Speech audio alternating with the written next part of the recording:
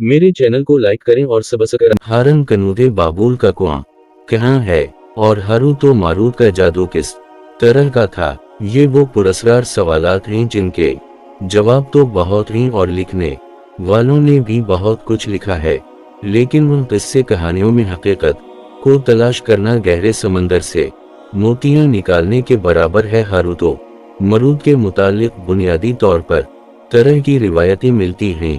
एक वो जो कुरान व हदीस और ताबईन के अक़वाल में मौजूद हैं, और दूसरी वो जो तौरात व इंजील और इस्राएली रिवायतों में आती है, जबकि उन इस्राएली रिवायतों को बेशतर उलमा और मोरिया ने तायद की है। रिवायतों के मुताबिक हज़रत इदरीस अलैहिस्सलाम के ज़माने में एक मर्तबा आसमान और ज़मीन के दरमियान से पर्दों को हटा दिया गया तो फरिश्तों ने ज़मीन में आबाद इंसानों को देखकर ताज्जुब किया और बोले, या रब्बल आलमीन, हम तो गुनाह के करीब भी नहीं जाते जब कि ये बनी आदम गुनाह में इतने मुब्तला हैं। अगर हम जगह होती है तो कभी तेरी नाफरमानी ना करते। अल्लाह ने इरशाद फरमाया, इंसानों को गुस्सा और शहवत दी गई है, अगर ये चीज़ें तुम्हें दी जाएं तो तुम भी उसी तरह गुनाह में मुलव्वस हो जाओगे। लेकिन फरिश्तों ने कहा, हम ऐसा हरगज़ न करेंगे। लिहाजा अल्लाह के हुक्म से फरिश्तों ने अपनी जमात में से दो बेहतरीन और हर फरिश्तों को चुन लिया, जिनका नाम हारूत और मारूफ था। अल्लाह ने इन दो फरिश्तों में इंसानी फितरत और शहवत डालकर दुनिया में भेजा। वो शहर बाबल में दो खूबसूरत इंसान बनकर आए और काजी के काम पर मुकर्रर हो गए, जहां वो लोगों के दरमियान फैसले किया करते थे। एक दिन उनके पास एक औरत अपना मुकदमा लेकर आई और कहा कि इसका शौहर उसे बहुत परेशान करता है। हारूत व मारूत ने जब इस औरत को देखा तो वो इसकी खूबसूरती और हुस्न से मरूब हो गए और उस पर आशिक हो गए। इन्होंने इस औरत से ज़िना की ख्वाहिश की तो औरत ने इनसे कहा, तुम्हारी ये ख्वाहिश मैं तभी पूरी करूंगी जब तुम बुत की पूजा करो, शराब पियो या मेरे खावनत को कत्ल कर दो। हारूत व मारूत ने शराब नोशी को छोटा गुनाह समझकर पी लिया और नशे की मस्ती में दो और कबीरा गिना कर बैठे। इस औरत ने उनसे आसमान पर चढ़ने का अमल भी सीख लिया, जिस के जरिए वो आसमान पर जाते थे।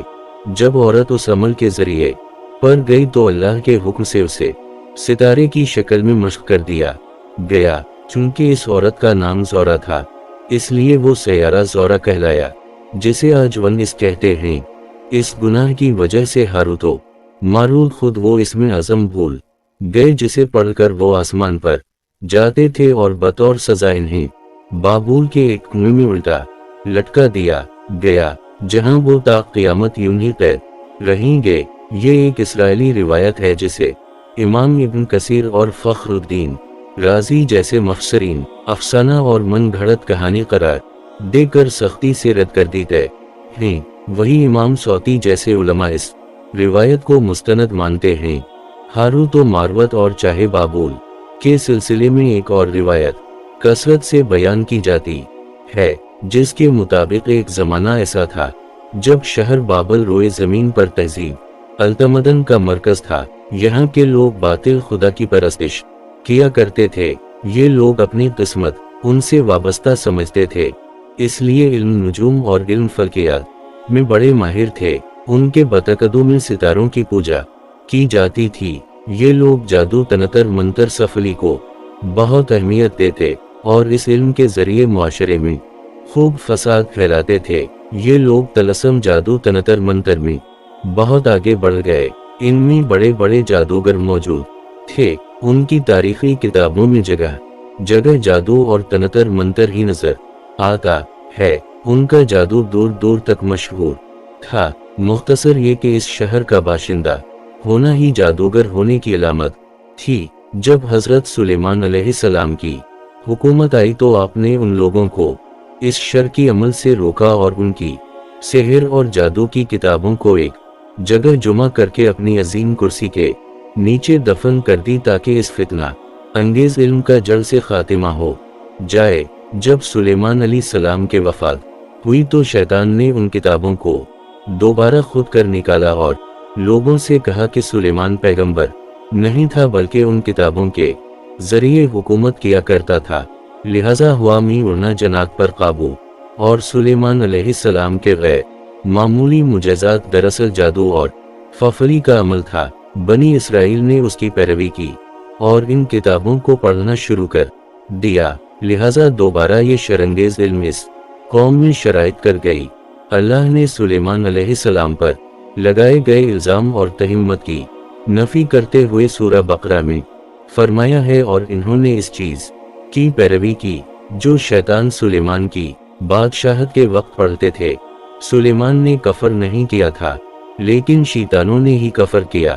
لوگوں کو جادو سکھاتے تھے، اور اس چیف کی بھی جو شہر بابل میں ہاروت و ماروت دو فرشتوں پر اتارا گیا تھا، اور وہ کسی کو نہ سکھاتے تھے جب تک یہ نہ کہہ دیتے کہ ہم تو صرف آزمائش کے لیے ہیں، تو کافر نہ بن۔ لہذا جب یہ سحر کا علم بابل میں عام ہو گیا اور لوگوں کی تکلیف اور پریشانی کا باعث بن گیا، تو اللہ نے دو فرشتوں کو انسانی صورت میں مامور کیا کہ وہ جادو کے عوامل اور اس سے باطل کرنے کا طریقہ لوگوں کو سکھائیں، تاکہ وہ جادوگروں کے فساد اور شر محفوظ رہ سکے۔ لیکن یہ تعلیمات غلط مقصد کے لیے بھی استعمال ہو سکتی تھی، حالانکہ وہ فرشتے لوگوں کو تنبیہ کرتے تھے اور ان کے لیے صراحتاً کہتے تھے کہ یہ تمہارے لیے ایک طرح کی آزمائش ہے، لیکن پھر بھی وہ لوگ ایسے کاموں میں پڑ گئے جو انسانوں کے لیے ضرر اور نقصان کا باعث تھا۔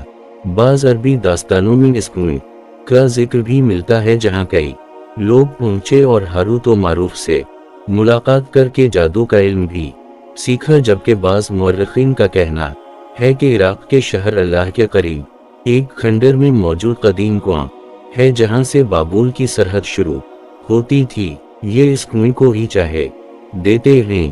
بہرحال اس واقعہ سے یہ سبق ملتا ہے کہ سفری اور جادو ایک شرکی عمل ہے، مگر یہ کہ اس کا استعمال فساد اور شرپسندی کے خاتمے کے لیے کیا جائے۔ اللہ تعالیٰ میں آخرت کی توفیق عطا فرمائے اور ہمارے ایمان کو مضبوط کرے، آمین ثم آمین۔